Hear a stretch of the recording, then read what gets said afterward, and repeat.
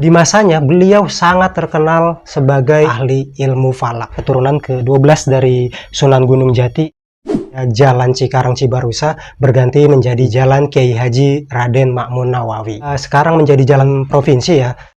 Gedung yang saat ini kita kenal sebagai Bapelkes, pada zaman dahulu di tahun 1925, Bapelkes itu adalah rel kereta yang menghubungkan antara Cikarang Cibarusa. Itu bukan isapan jempol.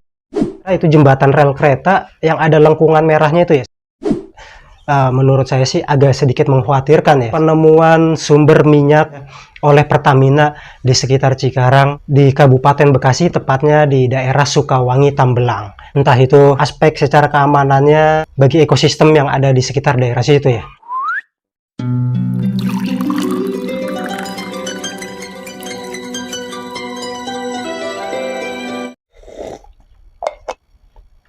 Halo, assalamualaikum warahmatullahi wabarakatuh. Kembali lagi dengan saya Prasanggi di channel Prasanggi Story. Tahun 2023 baru saja kita lewati dengan pergantian ke tahun 2024. Mudah-mudahan di tahun ini 2024 menjadi tahun yang penuh keberkahan untuk kita semua. Nah, berbicara tentang pergantian, di Cikarang juga di tahun 2023 kemarin banyak pergantian yang begitu lekat dalam ingatan kita. Contohnya kita sebut saja, salah satunya itu tentang pergantian nama jalan yang belum saya sempat bahas di episode-episode Tuang Cerita sebelumnya, dimana sekarang menjadi jalan provinsi ya, dengan upaya pelebaran jalannya, membebaskan lahan di beberapa desa gitu kan. Yang dulu namanya Jalan Cikarang Cibarusa berganti menjadi Jalan Kiai Haji Raden Ma'mun Nawawi. Nah, nama jalan baru ini yaitu Jalan Kiai Haji Raden Ma'mun Nawawi ini diresmikan secara langsung oleh Bapak Bupati Dani Ramdan dan Bapak Gubernur waktu itu ya, Bapak Ridwan Kamil, di tanggal 11 April tahun 2023, hari Selasa kalau nggak salah, di Desa Sukadami, daerah Cikarang Selatan waktu itu tepatnya. Mungkin bagi sebagian besar warga Cikarang masih banyak ya yang belum mengenal sosok siapa itu Kiai Haji Raden Ma'mun Nawawi. Nah, sebenarnya siapa itu Kiai Haji Raden Ma'mun Nawawi yang saya anggap sangat-sangat layak menyandang gelar pahlawan nasional? Beliau dikenang sebagai salah satu dai yang ahli ilmu falak. Dalam dunia pendidikan, alumnus Tebu Ireng itu juga mendirikan pondok pesantren di Al-Baqiyatus Sholihat. Lembaga itulah yang menjadi arena untuk pelatihan Laskar Hizbullah di Cibarusa.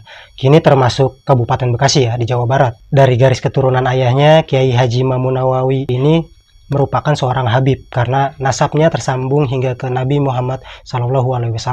Ia adalah keturunan ke-12 dari Sunan Gunung Jati atau ke-11 dari Raja pertama Kesultanan Banten, yaitu Maulana Hasanuddin. Dari kecil beliau sangat giat ya dalam belajar. Ia dibimbing langsung nih oleh ayahnya hingga berusia 8 tahun. Setelah itu beliau kemudian menempuh studi di sebuah sekolah rakyat SR pada zaman dulu, zaman kolonial Belanda. Nah, nggak lama nih setelah menamatkan pendidikan dasarnya di usia 13 tahun, barulah kemudian beliau nyantri lagi di pesantren Pleret Purwakarta. Lembaga tersebut saat itu diasuh sama Kiai Haji Tubagus Ahmad Bakri Sampuri atau Mama Sempur. Gurunya ini merupakan salah satu ulama yang berpengaruh tidaknya di Santero, Banten, dan Jawa Barat. Nah, Kiai Haji Raden Ma'mun Nawawi ini menjadi santri di sana hingga 7 tahun lamanya. Kecerdasan dan akhlak beliau selama mondok diakui oleh seluruh santri lainnya ya, baik junior maupun senior, dan tentunya pemimpin pesantren tersebut. Karena itu nggak heran nih jika beliau ini kemudian diangkat menjadi menantu Mama Sempur. Setelah belajar kepada mertuanya itu, beliau lantas melanjutkan pendidikannya atau keilmuannya ke Tanah Suci ya.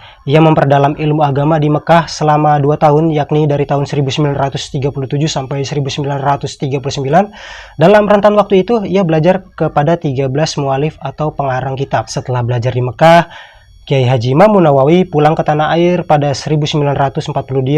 Beliau merasa masih harus menuntut ilmu-ilmu agama lain nih. Maka dirinya pun kembali menjadi santri, nyantri lagi lah bisa dibilang, di beberapa pesantren di tanah Jawa. Salah satunya adalah Pondok Pesantren Tebu Ireng di Jombang, Jawa Timur. Di sana beliau langsung berguru kepada Hadratus Syekh Hashim Asy'ari. Berlanjut ke Pondok Pesantren Lirboyo dan Pondok Pesantren Tremas Pacitan. Setelah belajar di 3 pesantren tersebut, ia kemudian menekuni ilmu falak. Di masanya beliau sangat terkenal sebagai ahli ilmu falak. Ilmu falak itu sendiri kurang lebihnya adalah alat bantu untuk kita menentukan waktu ibadah ya, seperti waktu sholat, waktu memasuki bulan Ramadan, melihat hilal, dan lain-lain lah pokoknya. Ya, kurang lebihnya ilmu falak ini adalah cabang ilmu astronomi yang mempelajari gerak atau posisi benda-benda langit gitu ya, terutamanya matahari dan bulan. Kalau di masa sekarang ada lembaga-lembaga yang bertugas untuk memantau masa waktu sholat, waktu ibadah Ramadan, hilal dan seterusnya, itu sudah ditangani dan dikerjakan oleh lembaga-lembaga yang berkaitan. Di zaman dulu Kiai Haji Raden Ma'mun Nawawi ini sangat menjadi patokan bagi umat muslim dalam ilmu falak ini yang tadi berkaitan dalam bidang ilmu astronomi tadi. Kiai Haji Ma'mun Nawawi ini mampu menyuguhkan data valid sehingga bisa memprediksi jitu gitu ya, suatu fenomena benda-benda langit. Reputasinya diakui banyak ulama lah, diakui banyak ulama segenerasinya lah di kala itu.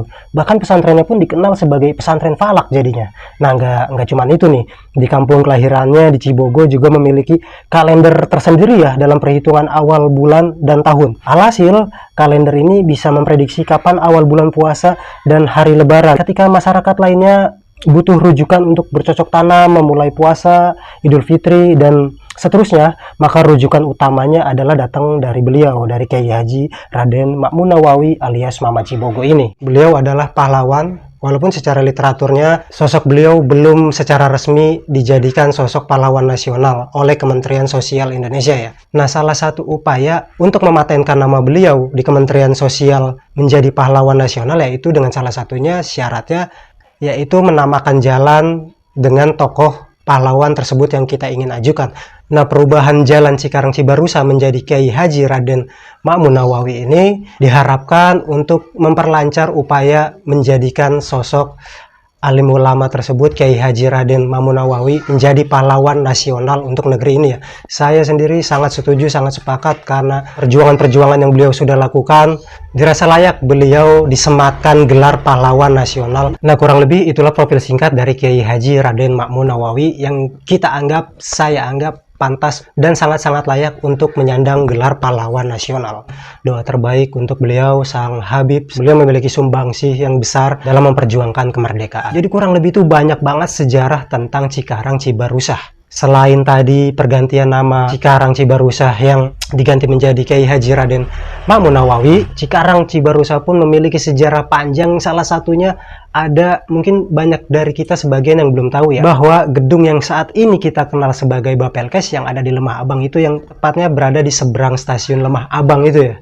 Pada zaman dahulu di tahun 1925, Bapelkes itu adalah gudang beras atau pabrik penggilingan padi ya, yang dikenal di tahun 1925 itu sebagai firma penggilingan padi milik Michel Arnold. Di zaman itu nih, pada masa jayanya tuh amat terkenal ya. Dan satu-satunya pabrik padi yang memiliki akses langsung ke PT KAI karena letaknya memang seberang-seberangan sama stasiun Lemah Abang. Juga firma penggilingan padi terbesar milik Michel Arnold ini memiliki jalur atau rute rel kereta apinya tersendiri dengan kebutuhan atau kepentingan Michel Arnold ini sendiri ya dalam mendistribusikan hasil panen atau hasil produk dari perusahaan firma penggilingan padi tersebut. Jadi gabah, padi, dan seterusnya yang berkaitan langsung dengan pabriknya Pak Michel Arnold ini itu memiliki rute jalur keretanya tersendiri dari Bapelkes Lemah Abang itu sampai ke Cibarusah. Bukti keberadaannya memang secara literatur kita sekarang sudah banyak kehilangan bukti-bukti otentiknya ya. Namun setelah ditelisik dari data yang saya peroleh dari Universitas Leiden, banyak arsip-arsip yang memperlihatkan foto atau gambaran firma penggilingan padi ini ya.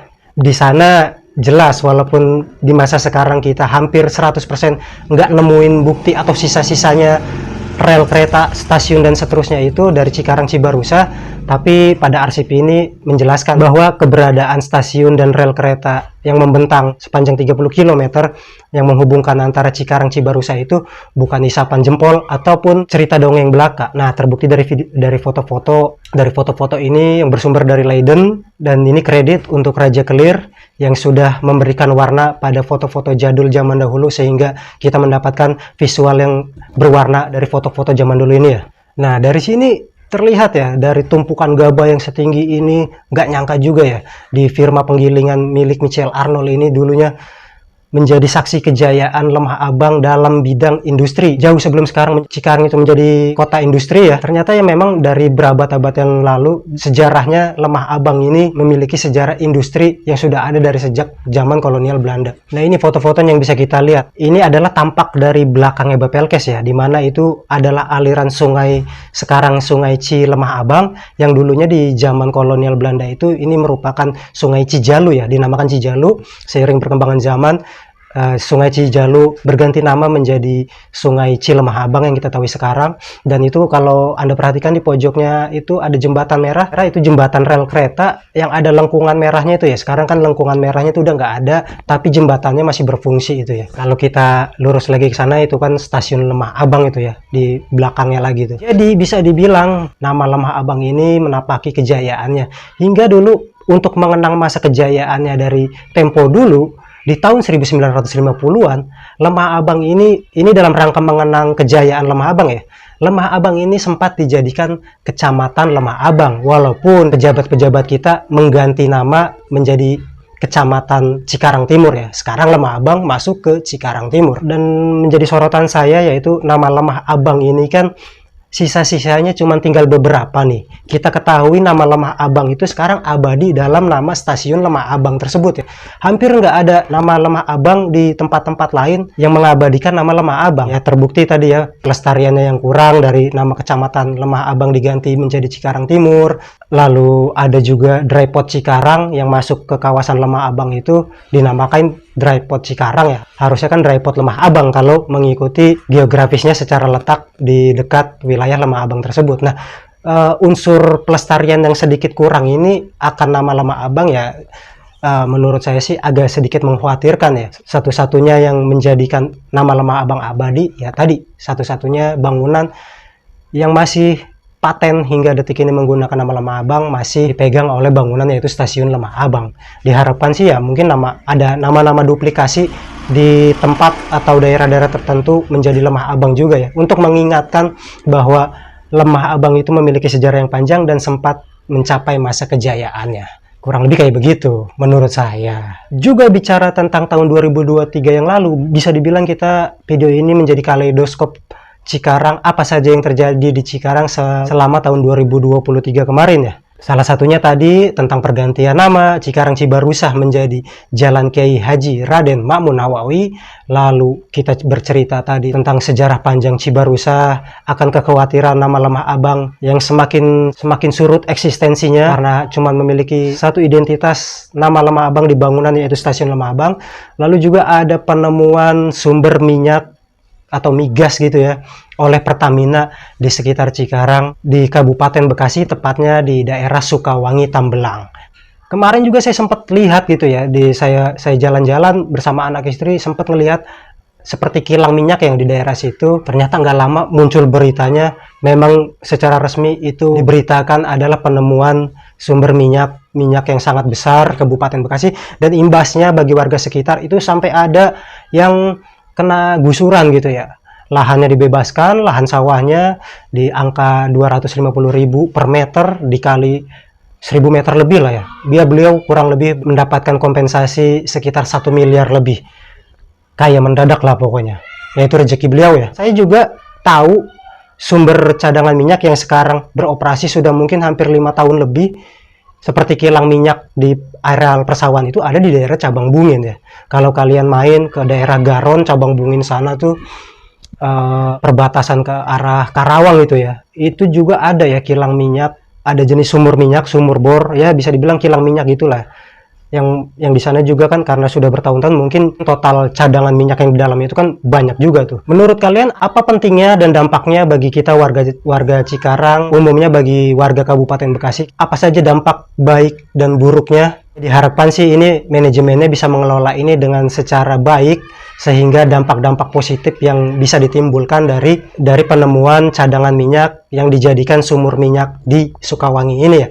Harapan saya ya bisa tim peneliti, tim evaluasi yang terkait di bidang ini bisa memastikan tingkat keamanan di daerah tersebut untuk keperluan pengeboran minyak ya bisa sangat-sangat baik ya dalam sisi keselamatannya, entah itu aspek secara keamanannya bagi ekosistem yang ada di sekitar daerah situ ya. Nah, mungkin di next episode saya bakalan bahas lebih tindak lanjuti pembahasan tentang temuan sumber minyak oleh Pertamina di daerah Sukawangi, Tambelang tersebut. Boleh buat kalian, khususnya warga Cikarang, tentang bahasan apa itu seputar Cikarang yang mau kita angkat, kita ulas, boleh tulis di kolom komentar. Mungkin nanti bakalan saya pelajarin dan kita bakalan bahas, kita diskusikan dalam video selanjutnya di Prasanggi Story. Untuk sebuah apresiasi pada channel saya Prasanggi Story, kalian boleh like, subscribe, komen, juga share-nya. Kita bakalan ketemu di video-video menarik selanjutnya. Saya Prasanggi pamit undur diri. Salam tuang rasa, tuang cerita. Selamat tahun baru 2024.